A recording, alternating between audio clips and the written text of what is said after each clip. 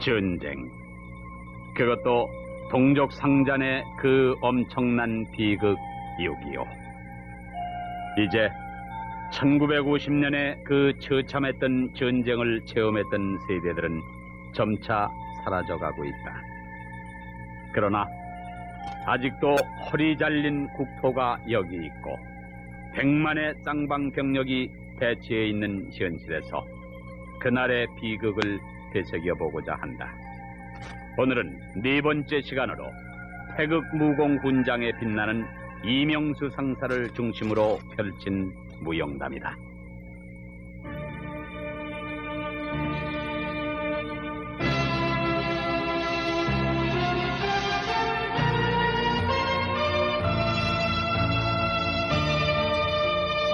(6.25) 특집 다큐멘터리 드라마 격전지를 찾아서 제4부 태극무공훈장.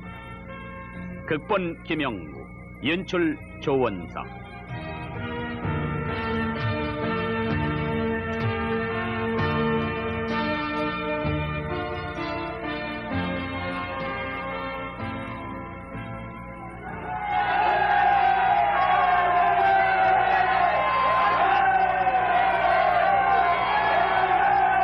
파리로 해방과 함께 38선이 그어지고 남한에는 미군이, 북한에는 소련군이 진주했을 때 강원도 양양 지역의 강릉경찰서 현북지서에서 자원치안대원의 임무를 수행하던 18살의 이명수. 그는 그때 이미 엄청난 민족의 비극을 지켜보고 있었다. 야, 명수야. 이게 대체 어떻게 된 일이냐? 아니, 뭘 보고 하는 말인데? 일본군의 무장 해제가 끝나면 38선이 없어진다고 했잖아. 응. 근데 이게 뭐야? 북한에는 소련군이 들어와서 난장판을 부리고 이남으로 넘어오는 피난민 행렬은 끊이지 않고, 야, 들리는 소문은 온통 공산당 행패뿐이고 말이야. 그러기 말이다. 아참, 니네 집도 공산당이 무서워서 이사했지? 차차 나아지겠지. 야, 싹수가 노래서 하는 말이야. 지난 밤에도 놈들이 배를 타고 동모르로 들어와서 두 척의 어선을 강탈해 갔다 잤니? 그뿐인 줄 알아? 피난민이 38선을 넘다가 소련군에게 들키면 무조건 총살이라고 하잖아. 실은 나도 잘 모르겠어. 이종구 대장님도 정신을 못 차리겠다고 했어. 1946년 3월 어느 날 아침. 야, 명수야! 명수야! 알았어. 야, 명수야. 무슨 일인데? 큰일 났어. 지난밤에 일 터졌어. 아니, 무슨 일인데? 치안 대장님이 납치돼 가셨대. 아니, 뭐야? 이종구 대장님이? 응. 놈들이 대장의 집에 불 지었대. 그리고 대장님을 납치해 갔단 말이야. 아니, 어디로? 38선 지붕으로 끌려가셨겠지 뭐. 이럴 수가. 그런데 어떤 사람들은 양양 읍내에 있던 빨갱이 소행이라고도 하고, 어떤 사람들은 이북에서 넘어온 빨갱이 짓이라고도 하고. 그렇다면 우리가 이러고 있을 때가 아니지? 응? 이러고 있을 때가 아니면 우리가 총을 들고 38선을 넘어가서 보복이라도 하잔 말이야? 야, 그런 짓은 상부에서 못하게 하고 있잖니.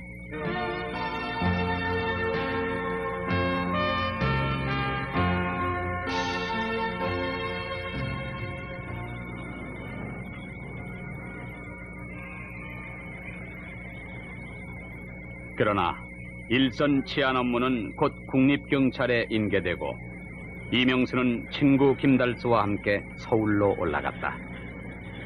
양양국민학교 부설 고등과 2년 수료생이었던 그는 상업전소학원에서 구기를 배워 취직 생활을 해보려 했던 것이다.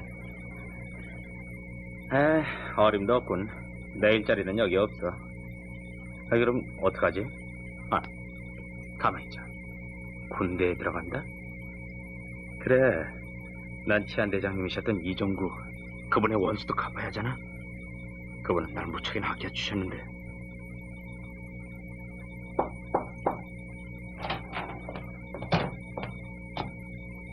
이명수 이병 중대장님 부름을 받고 왔습니다. 그 의자에 앉지. 예. 귀관에게 중대장으로서 묻겠는데 솔직하게 답변해 주길 바란다. 알겠습니다. 귀관이 군에 입대한 동기는? 네. 우리의 조국과 민족을 지키기 위해 군에 입대했습니다. 그 말을 어떻게 믿나? 네. 저는 해방 직후 치안대원 노릇을 조금 했었습니다. 그런데 저는 공산당의 만행을 많이 목격했습니다. 그래서 좋아. 지금까지 훈련은 얼마나 받았지? 네. 오늘까지 일주일째 받고 있습니다. 훈련도 고되고 기압도 고통스러울 테지? 기꺼이 참고 견뎌나갈 자신이 있습니다. 믿어도 될까? 네. 믿어주십시오. 절대로 실망은 하지 않을 것입니다. 좋아. 귀관은 믿음직하다. 그곳은 강릉역전에 위치했던 국방경비대 제8년대 3대대였다.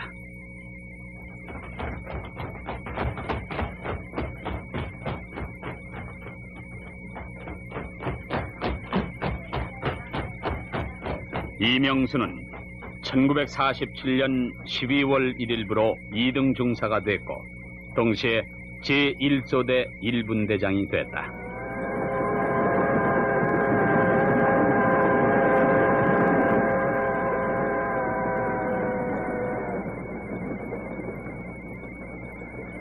다시 1949년 새해와 함께 제8년대는 제4여단 예속에서 6여단으로 편입됐고 동년 2월 10일에는 춘천 북방의 38선 경비 임무를 맡게 됐다. 아니, 대장님이 이 부대를 부임한 지가 언젠데 새삼스레 이제 와서 무슨 놈의 면담이지? 이거 뭐 지휘관님이 필요에 의해서겠죠. 불편할 것까지가 있겠습니까? 역시 모범중사다운 말투로구만. 어? 당시 일대대장은 표무원 소령이었는데 그는 어느 날 대대 내의 중사급 이상 하사관과 개별 면담 시간을 갖고 있었다. 이명수 중사는 무슨 까닭으로 입대를 했나? 네. 국토를 방해하고 국민의 생명과 재산을 보호하기 위해서 입대하게 됐습니다. 누구로부터? 네. 우리의 적으로부터라고 생각합니다. 글쎄, 그러니까 우리의 적이 누구냐니까. 네. 지금은 북한을 점령하고 가진 만행을 자행하는 공산당이라고 생각합니다. 기관은 공산당에 대해서 증오심을 가진 것 같은데 그 까닭은? 이명수 중사는 솔직하게 자신이 목격했던 저들의 만행을 예로 들었다. 멸공 사상이 아주 철저한 군인이구만. 좋아, 나가봐. 그 며칠 후 제1대대의 고급 하사관들에 대한 대폭적인 인사이동이 단행됐는데 이명수 중사는 서울 용산에 있는 포병사령부로 전출 명령이 났던 것이다.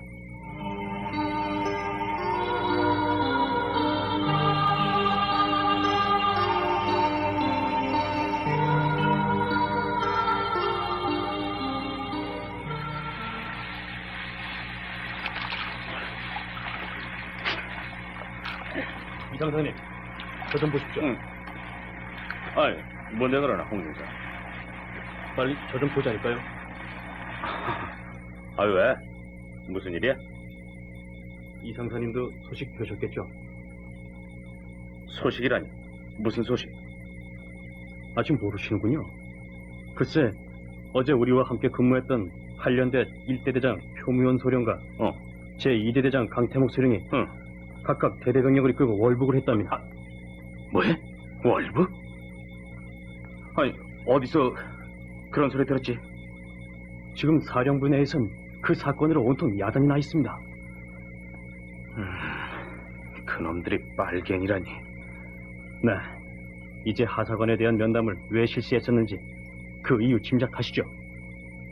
그러니까 반공 사상이 약한 자들을 찾으려 했던 겁니다. 좀 더 상세한 내용을 알고 싶은데. 사령부 정보과에 가보십시오.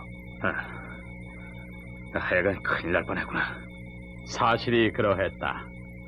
1949년 5월 4일 표무원 소령은 야간 행군 훈련을 구실로 병력 455명을 이끌고 월북을 기도, 제2중대장 최동섭 중위와 중화기 중대장 한정희 중위, 그리고 그 부하들만 놓치고 무사히 월북해버렸으며 강태무 소령 역시 많은 병력을 대동 월북했던 것이다.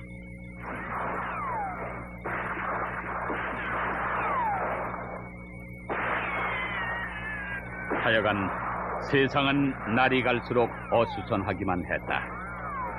38선상에서의 소규모 충돌 사건이 끊임없는 가운데 봄이 가고 여름이 다가오고 있었다. 이상사님, 도대체 이놈의 세상이 어떻게 돌아가는 겁니까? 왜?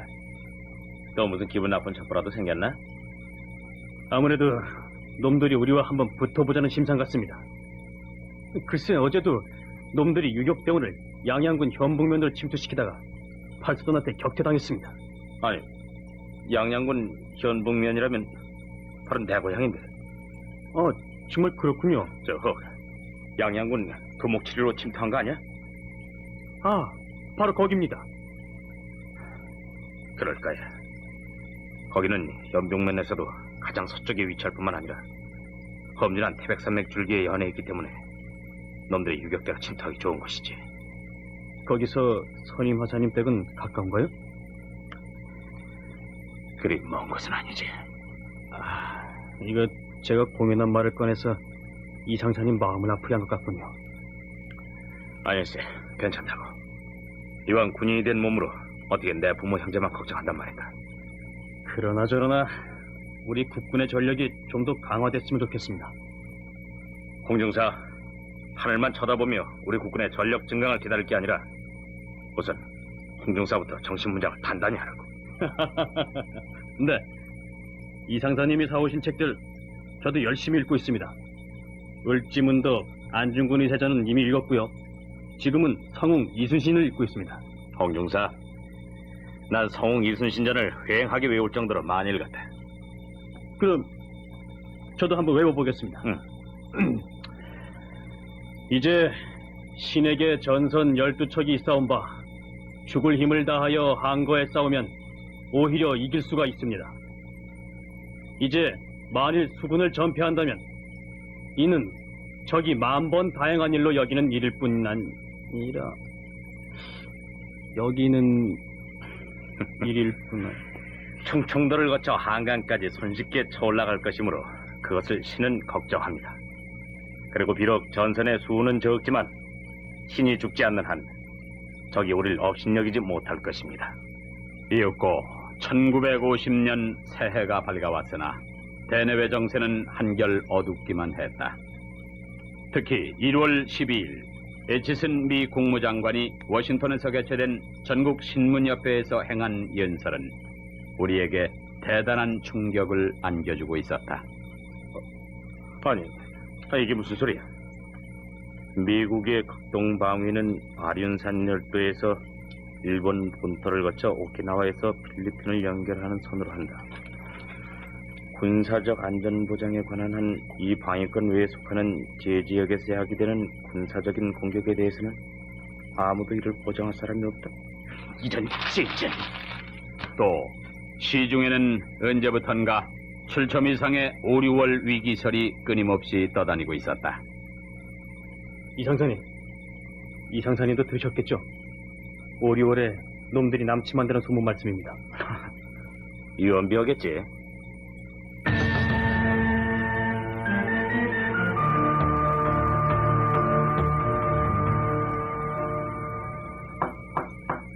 생각 끝에 이명수 상사는 대대장실을 찾아들었다. 그래, 할 말 있다면 해. 대대장님, 저를 일선 보병중대로 보내주십시오. 그게 대체 무슨 말인가? 때가 때이니만큼 제가 이렇게 행정직에 앉아있기보다는 차라리 보병부대로 나가서 공비토벌을 하고 싶다는 말씀입니다. 그 생각이야 건전하지만은 이 상사는 우리 대대에서는 꼭 필요한 사람이지.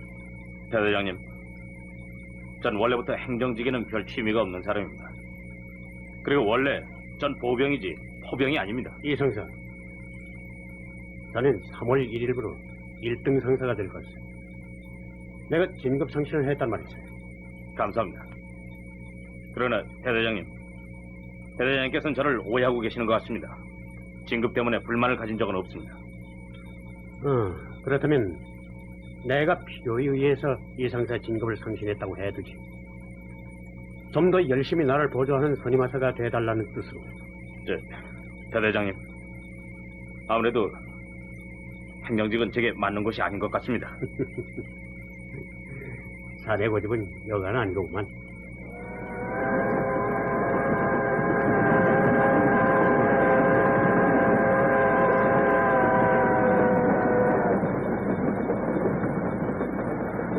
이명수 상사가 기다리던 전속명령은 같은 해 5월 4일부로 떨어졌다. 전속부대는 대구 주둔 제3사단, 그리고 3사단에서 그가 받은 보직명령은 제22연대 12중대 이소대장 대리. 이제 내 뜻대로 됐구나. 소대장이란 보직은 다소 과분하지만. 한편 5, 6월 위기설은 점점 고조되고 있었다. 그와 더불어 이명수 소대장의 정신교육 역시 열을 더해갔다. 얼쪽 샷! 첫! 얼쪽 샷! 소대장을 주목한다. 먼저 소대원 여러분에게 기쁜 소식 한 가지를 전하겠다. 그러니까 우리 이 소대가 대대 내 모범 소대로 선정됐다.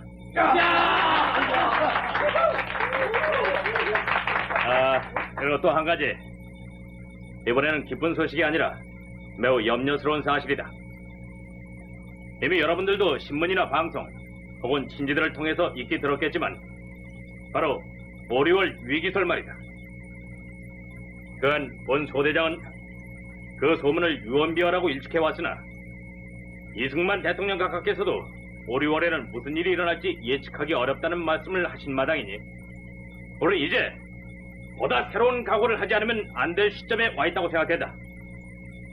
다시 강조하지만 나를 버려 결의를 구하고 목숨을 던져 조국을 수호하겠다는 각오만 단단하다면 북괴의 남침 위협에 우리가 두려워할 까닭은 하나도 없다고 본다. 아니, 만약 놈들이 무모한 남침을 감행한다면 우리는 그 기회를 통일의 계기로 삼을 각오로 뭉쳐야 할 것이다. 이윽고 1950년 6월 25일 그 일요일 아침에 사복차림의 이명수 상사는 같은 부대의 허상사 전셋집에 가 있었다. 허상사, 진심으로 생일을 축하하네. 아니, 오늘이 내 생일이라는 걸 어떻게 알았지? 난 그냥 이상사에게 따뜻한 아침 식사나 대접할 생각이었는데. 그건 숨길 일도 못 되는데 그래. 아무튼 초대에 응해줘서 고맙네. 부대엔 별일 없겠지? 별일이 생겼으면 내가 이렇게 외출을 나왔을라고. 사병들한테도 외출 내박이 실시된 마당인데. 그렇긴 하지만은 세상이 어떻게나 아리송한지. 자, 한잔 받게라. 딱 한 가지째. 알고 있네. 자네 별명이 딱 한 잔 아닌가? 이명수 상사는 허상사의 신혼살림집에서 되도록 빨리 일어나가자 했다. 아니, 왜 벌써... 실은 다른데 볼 일이 하나 더 있어. 사람은...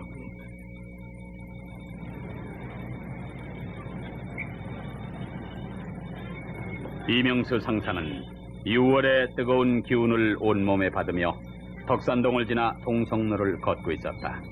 좀 걷고 싶었던 것이다. 아니, 저 벽보는 신문 속보판 아니야?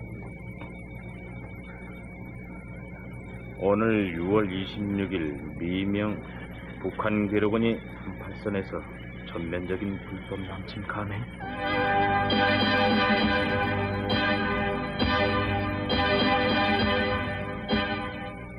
이명수 상사는 부대를 향해 달렸다. 외출 중에 장병들이 속속 귀대하고 있었다. 그는 중대본부로 달려갔다.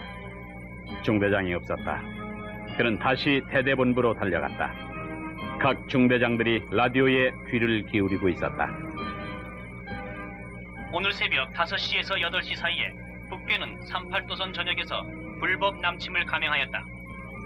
옹진, 개성, 장단, 의정부, 동두천, 춘천, 강릉 등 각 지구 정면에서 북괴는 거의 동시에 남침을 개시하고 동해안에서는 상륙을 기도하였다. 우리 국군은 전역에 걸쳐서 이들을 요격하기 위하여 긴급하고도 적절한 작전을 전개하고 있다. 동두천 정면에서 그들은 전차까지 동원 진입하였으나 우리 대전차 포에 의하여 격퇴되고 말았다. 북괴의 이 무모한 침공은 전부터 그들이 이른바 조국통일전선이라는 미명 아래 평화통일 혹은 남북협상을 내세워 모략 선전 방송을 해왔으나 우리 측이 이에 응할 기미를 보이지 않고 더구나 5.30 선거로 나라의 기반을 굳혀가는 것을 질시한 나머지 조기에 대한민국을 파괴하고 나아가 그들의 열세를 만회하기 위해 공산도배의 상투수단인 무력에 호소한 것에 틀림이 없다. 그렇지만 우리 군은 반역 비도들에게 단호한 응징태세를 취하고 각 지구에서 용감무쌍한 전투를 전개하고 있다. 전 국민은 군을 신뢰하고 비동함이 없이 각자의 직장을 고수하면서 우리 군 작전에 적극 협력하기를 바란다. 이상은 국방부 발표 담화문 내용이었습니다. 그로부터 잠시 후에 제3사단 22연대는 육군본부 작전명령을 수령했다. 우리 연대는 6번 작전 명령에 따라 30분 후에 열차편으로 서울 북방에서 분전하고 있는 아군을 지원하기 위해 출동한다. 그러므로 지금부터 20분 이내에 출동 준비를 완료하고 연병장에 집합하라.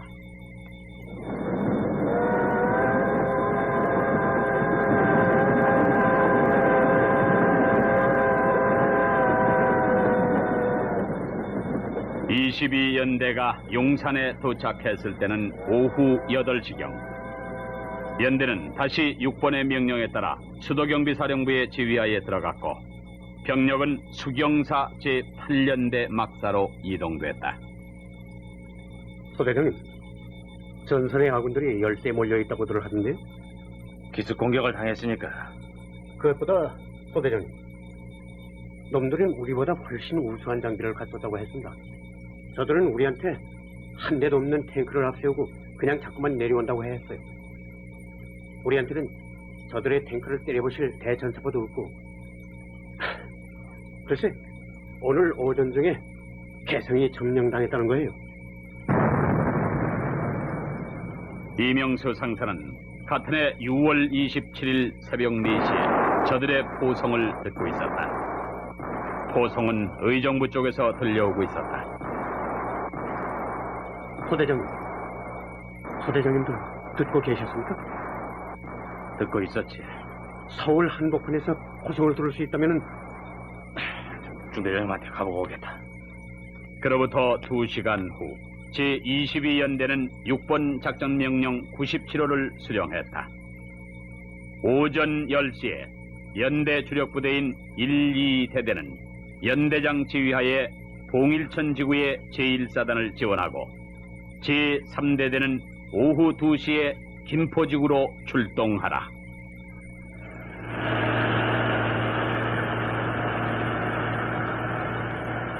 소대장님, 왜 우리 대대는 주력과 떨어져서 김포로 출동합니까?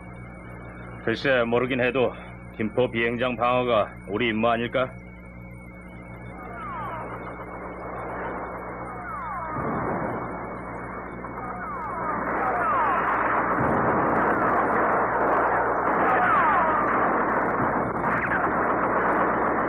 그러나 대세는 이미 기울어 이따금 국지전에서 아군이 적을 물리치곤 했으나 결국 아군은 후퇴작전만 거듭했던 것이다.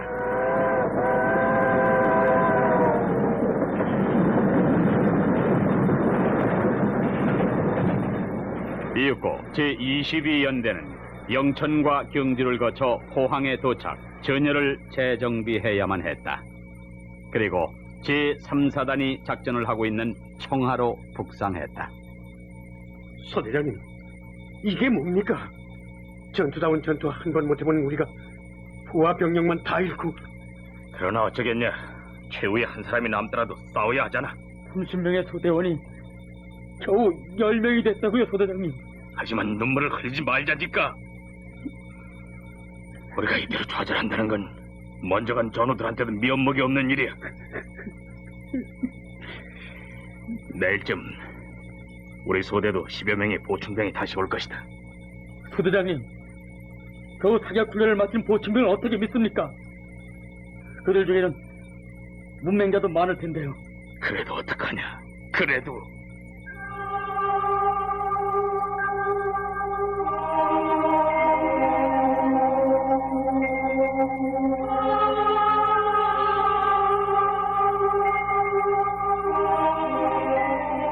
사실을 말하자면 이명수 상사 자신도 지칠 대로 지쳐 있었다.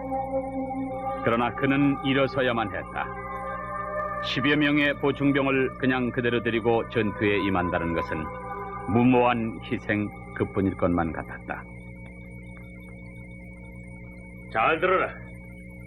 지금부터 너희들에게 재훈련을 실시하겠다. 물론 훈련이란 괴롭고 고달프고 귀찮은 것이지만 훈련 중에 많은 땀을 흘리지 않으면 전투에서 많은 피를 흘리게 된다. 다시 말하면 전기 전술이 없는 군대는 마치 불구자에게 총을 쥐어준 것이나 다를 바가 없을 뿐만 아니라 나의 전기 전술이 적보다 우월할 때만이 싸움터에서 살아남을 수가 있는 것이다. 소대장님, 질문 있습니다. 말해봐라. 훈련은 언제까지 계속됩니까? 우리가 작전에 임하는 그 순간까지다. 소대장님, 저희가 궁금한 것은 저희가 언제 싸움터에 투입되는지 그게 궁금합니다. 그건 나도 알 수가 없다. 1950년 7월 25일 대대장은 소대장급 이상의 간부들을 한자리에 소집했다. 우리는 내일 차량편으로 강구까지 북상 전투에 참가한다. 지금 평해에서 영덕에 이르는 전선에서는 개 23년대와 독립 1대대가 남하하는 적을 저지하기 위해 연일 혈전을 전개하고 있다. 이미 귀관들도 잘 알고 있겠지만 이 전선은 동해안의 최대 병참기지인 포항을 방어하는 데 있어서 최후의 보루나 다름이 없다. 만일 우리가 이 전선을 돌파당할 경우 포항은 물론이고 부산까지 위험한 고비를 맞게 된다. 따라서 우리 모두는 현 전선을 사수하고야 말겠다는 비장한 각오하에 출전을 해야 하는 것이다. 훈시를 끝낸 대대장은 미리 준비했던 술을 따라서 전승을 위한 축배를 들기도 했다. 이제 보니 술을 잘하는군, 이선사. 아닙니다. 전 딱 한 잔입니다. 대대장 염정태 소령은 이명수 상사에게 일부러 관심을 표현하고 있었다. 이선사, 이 무더위 속에서 신병들을 교육시키느라 수고가 많았다. 대대장, 저 신병들에게 교육을 실시했다는 건 어떻게 아셨습니까? 내가 누군데 그래? 출전을 불과 몇 시간 앞둔 그날 밤 신병들 막사에서는 저런 고문관, 내일이면 죽느냐 사느냐의 싸움터로 출전할 판인데 코까지 골단. 누구야? 누가 내 머리를 쥐어박았어? 내가 그랬다. 내가. 왜? 야, 이 멍청아, 넌 어째서 그렇게 잠을 잘 수가 있냐? 내일 전쟁터에 나간다는데. 더럽게 겁도 많네. 뭐야? 잘 땐 자고 싸울 땐 싸우는 거지 뭐. 그리고 죽을 땐 죽고? 그렇지. 참나, 내가 졌다 이 고문관아. 다음 날 7월 26일 아침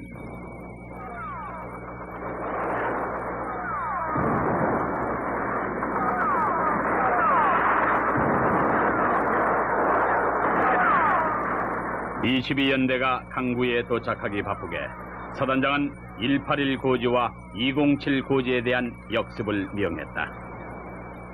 제2소대 출전 준비. 7월 27일 새벽 2시 우리 소대는 어느 고지에 대한 역습을 하게 됩니까? 지금 양계 고지 모두가 위기에 직면하고 있는 모양인데 우리 소대는 181 고지에 11중대를 지원한다.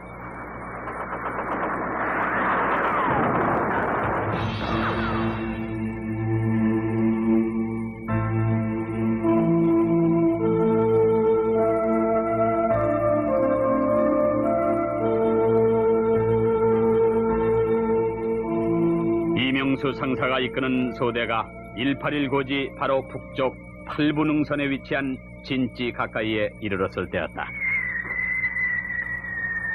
엎드려! 모두 엎드려! 건들어다! 적의 이 포격이 끝나면 놈들이 다시 공격을 가해올 것이다.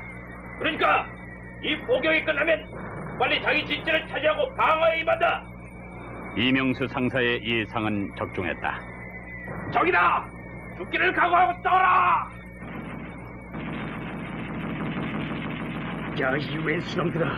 사자밥이 먹고 싶으면 빨리빨리 기어 올라와라. 적이다! 적이 죽기로 들어왔다!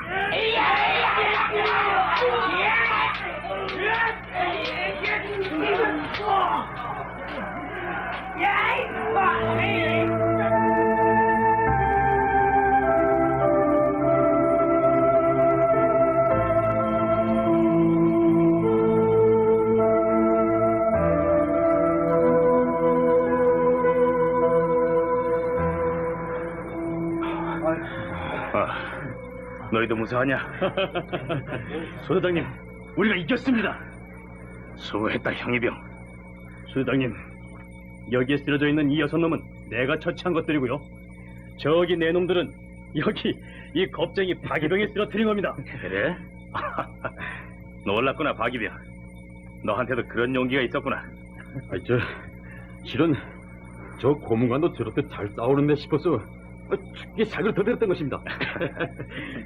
아무튼 너희들도 이제 용감한 군인이 됐구나. 고맙다. 그러나 181 고지와 207 고지를 탈환 다시 전진해서 영덕군 창수면 삼계동과 영덕면 대탄동에 새로운 방어선을 배치하던 22연대는 또 하나의 장애물 앞에서 주춤거려야 했다. 그러니까 중대장님 말씀은 우리 중대 내에서 특공대를 조지 저들의 전차를 파괴해야 한다는 말씀이군요. 그렇소. 이 명령은 사단 작전회의에서 결정된 사항인데 우리 연대, 우리 대대를 거쳐 우리 중대까지 내려온 임무요. 따라서 나는 이 자리에 모인 소대장 중에서 사진에서 누구 한 사람이 나와주었으면 좋겠소. 중대장님, 그 특공 임무는 저희 소대가 맡겠습니다. 물론 제가 직접 지휘하겠습니다. 고맙소, 이 소대장. 소대 진지로 돌아온 이명수 상사는 서둘러 특공대원을 선발했다. 말하자면 적은 다시 남진을 기도하고 있다. 그런데 우리가 적을 현 방어선에서 분쇄시키기 위해서는 놈들의 전차를 격파하는 일이다. 소대장님, 도대체 놈들의 전차가 어디 있다는 겁니까? 사단 수색대에서 정찰한 바에 의하면 영덕군 주상면 화전동에 놈들의 전차 3대가 진을 치고 있다고 했다. 소대장님, 화전동이라면 적군 깊숙한 지점이 아닙니까? 물론이다. 그래서 특공대원을 조직하는 것이다. 소대장님, 우리 전 소대원이 나가면 어떻습니까? 그건 안 돼. 많은 인원은 오히려 위험하다. 하여간 소대장님, 전 빠뜨리지 말아주십시오. 좋다. 지금부터 내가 선발하겠다. 선발이 안 되더라도 섭섭하게 생각 말라. 소대장님. 이명수 상사는 11명의 대원을 선발 3개조로 편성했다. 제1조장은 특공대장인 내가 직접 맡겠다. 제2조장은 이병일 2등 중사, 그리고 제3조장은 김근일 1등 중사가 각각 맡는다. 각자 수류탄 5개씩을 지급받도록. 출동 준비를 끝낸 특공대원들은 중대장에게 신고를 했다. 성공을 빌겠네. 기필코 임무를 수행하고 돌아오겠습니다. 그들 앞에는 치륵의 어둠만이 자리 잡고 있었다. 이따금 조명탄과 소총 신호탄이 잠시 밤하늘을 밝힐 뿐. 여기가 바로 놈들의 전선이다. 소리를 내면 위험하다. 저기 놈들의 차량이 분주히 움직이고 있는데요. 우리가 목적지에 도착하기 전에 놈들이 먼저 행동을 개시하면 어려운데. 아무튼 서둘자고. 소대장님, 저 계곡 속에 적들이 있는 것 같습니다. 아닌 게 아니라 그 계곡 속에는 적 1개 소대 병력이 휴식을 취하고 있었다. 소대장님, 어떻게 하시겠습니까? 작전을 펴야지.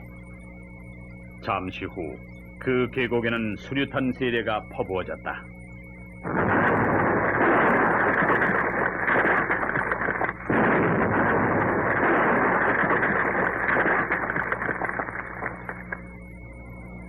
작전은 성공되고 포로를 통해서 유익한 첩보도 얻어냈다. 어느 부대 소속이야? 네, 기린부대 소속이에요. 기린끈이 제54사단이에요. 오늘 밤 암호는 예, 쥐와 새야에 너희들의 임무는? 우리 정찰대예요. 요새 우리 전차부대의 유도 임무를 맡고 있시오. 마침 잘 됐구나. 네가 우리를 안내해야겠다. 네, 앞장서 전차를 찾아가란 말이야. 네. 어린 포로병은 별다른 갈등도 없이 우리 특공대원을 제대로 안내해주고 있었다. 저게 바로 전차입니다. 이건 말고 딴 데는 없습니다. 내 말을 믿어주셔야 해요. 그렇다면 우리 사단 수색대원들의 정보가 틀림이 없고 역시 적 전차는 세대다. 자, 이제부터 임무를 분담한다. 나도 적 전차 공격은 이번이 처음이지만 지금 우리의 대전차 무기는 오로지 수류탄뿐이다. 따라서 해치를 열고 전차 내부에다 수류탄을 집어넣든가 아니면 캐터필러를 파괴시키는 방법만 있을 것이다. 내가 지휘하는 제1조는 저 느티나무 밑에 1번 전차를 파괴할 것이다.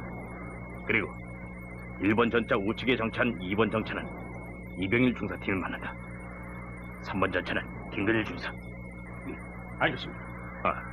어두워서 보이지 않겠지만 지금 전차 주위에는 분명 경계병이 배치돼 있다. 먼저 그들을 처치해야 한다. 적 경계병 처치에는 적 포로병을 이용하기로 했다. 위야, 저기 적 하나 쏜다. 암호, 새. 너무는 난 정찰대장의 연락드립니다. 급히 전달해야 할 사항입니다. 좋다. 선부 앞으로 접근하라.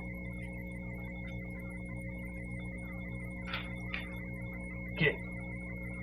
무슨 전달 상황이야? 지금 국방군의 특공대가 전차를 파괴하기 위해서 곧 침투할 것이다. 그러니까 동료들을 이곳에 모이도록 해주시오, 동무.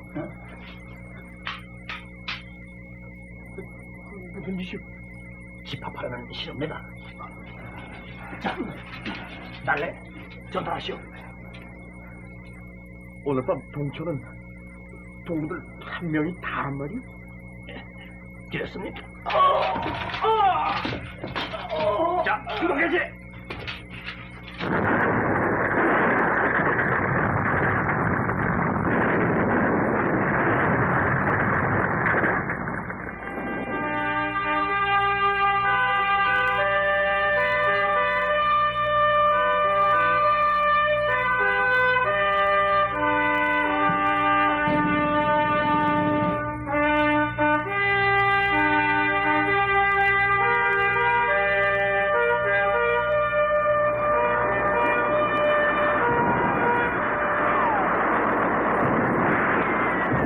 그러나 그것으로 작전이 끝난 것은 아니었다. 철수 귀대 작전 또한 생사를 초월한 전투 바로 그 연속이었다. 이명수 상사가 아군 진지에 도착했을 때는 이미 해가 중천에 높이 떠 있었다. 제2소대장 이명수 상사 특공 임무를 완수하고 지금 제11중대 진지에 무사히 도착했습니다. 이 상사, 정말 수고 많았어. 그래, 전대원이 무사히 귀환했어? 아직 6명의 대원은 소식이 없습니다, 중대장. 아니, 그럼 그들은 아직은 뭐라 단정 지을 수는 없습니다, 중대장. 전사나 포로가 되지 않았어야 할 텐데. 낙오대원 중에는 김근일 중사가 있으니까 다소 안심은 됩니다만 워낙 어려운 작전이라서. 그래서 말씀입니다만 중대장님, 뭡니까? 전 낙오된 그 대원들의 구출 작전을 전개할 생각입니다. 승인해 주십시오. 이상사, 그게 가능한 일이겠어? 장담은 할 수 없지만 가능한 일로 믿어주시고 승낙만 해주십시오.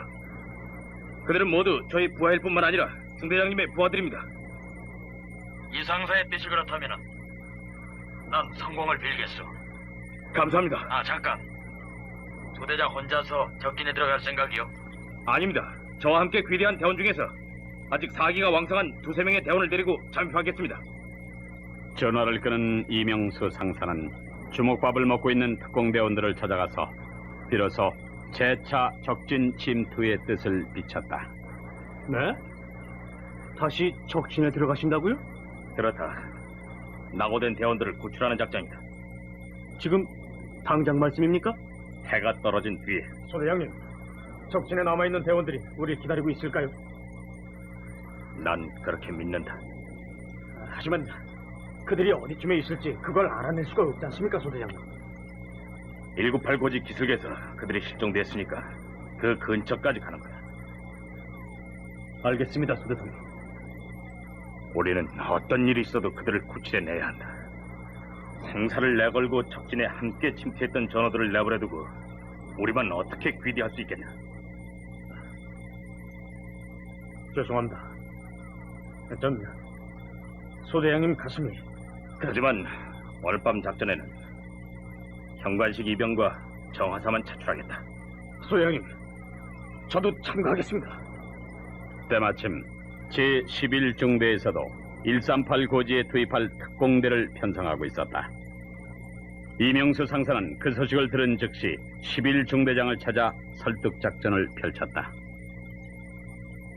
중대장님, 저는 어차피 적진에 들어가야 할 사람입니다.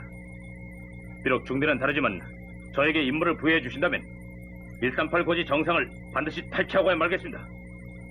11중대장은 대대장의 승낙을 얻어 12중대의 이명수 상사를 다시 특공대장으로 임명하기에 이른다.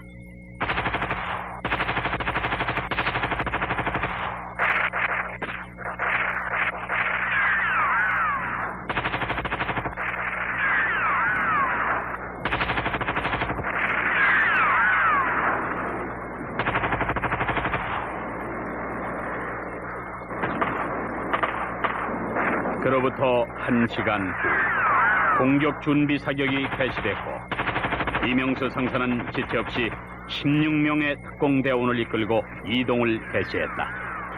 빨리 앞으로! 빨리 앞으로!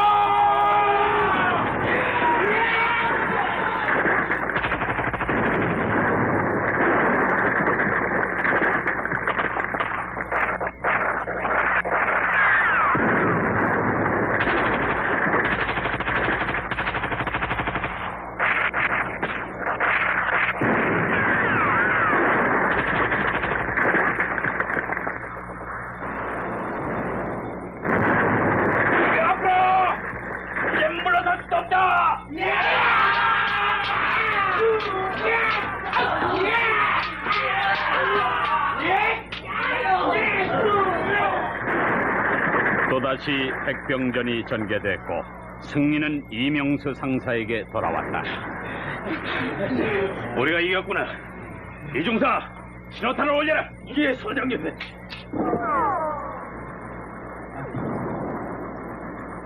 소대장님, 정말 우리가 이겼습니까? 그렇다, 형이병. 우리 불과 16명의 대원으로 적 1개중대 병력을 무찌르고 이 고지를 차지한 것이다. 소대장님, 저희 특공대의 피해는 없었습니다. 11중대 박하사가 오른쪽 팔에 자상을 당했을 뿐입니다. 모두들 잘 싸웠다. 이게 다 소대장님께서 제대로 가르쳐주신 덕분이라고 생각합니다. 전투에서 죽음을 각오하고 싸우면 이길 수 있다는 것은 전투의 정석일 뿐이야.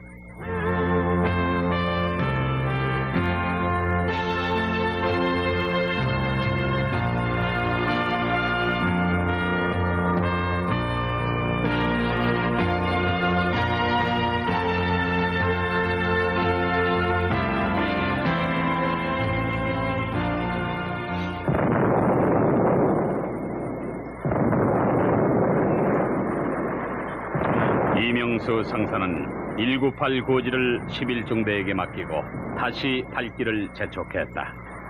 그러나 수대장님, 더 이상은 무리입니다. 그만 포기하시는 게. 무슨 소리야? 내가 이병일 중사 너를 포기한다면 수대장님 말씀은 다 옳습니다.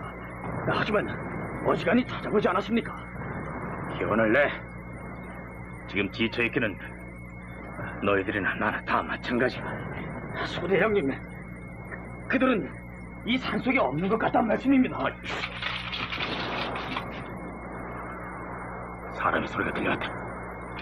네, 저도 들은 것 같습니다. 김화수와 형이병은 나와 함께 경찰을 간다. 이중사는 여기서 대기하고 있다가 내가 신호를 보내면 거기로 오도록. 신호는 손뼉 3번이다. 그곳에서 멀지 않은 절벽 밑에는 동굴이 몇 개 있었다. 수대장님, 사람이 있는데요? 우리는 국군이다. 손을 들고 나와라. 나오지 않으면 수류탄을 던지겠다. 나는 이명수 상사다. 우리 소대원이라면 빨리 나와라. 수대장님, 저희들입니다! 김근일 중사. 수대장님, 김근일! 살아있었구나.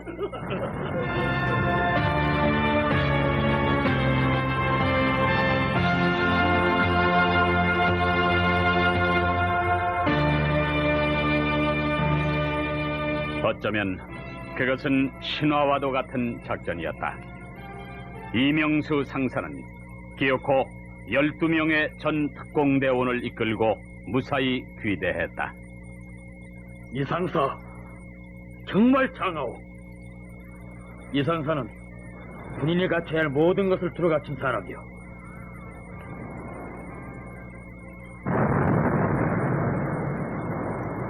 (1951년 10월 15일) 이명수 상사는 부산의 임시 대통령 관저로 조치됐다.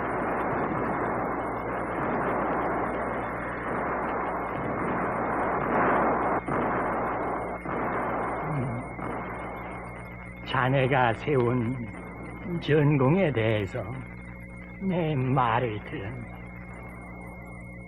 자네야말로 대한의 용사다. 더욱 조국과 민족을 위해서 헌신을 해주게. 각하의 말씀 명심하겠습니다. 모름지기 군인의 사명이란 목숨을 바쳐서 결애를 구하고 생명으로서 나라를 지키는 일이야.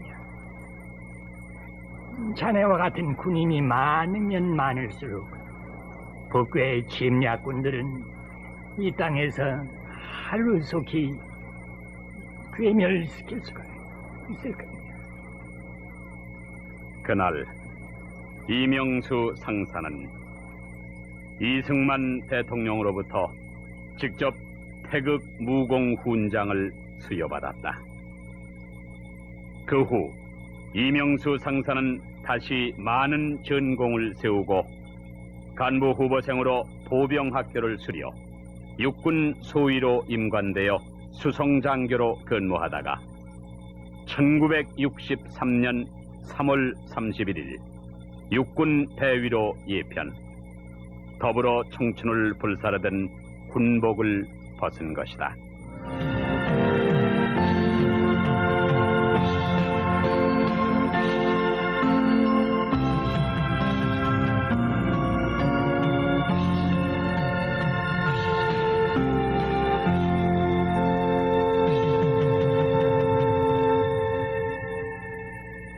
출연 김계원, 김정호, 이호인, 유영환, 유재상, 박상훈, 이재영, 문관일, 경진호, 이현걸, 해설 유강진, 그리고 음악 박형신, 교과 이민희 최광일, 기술 송동호.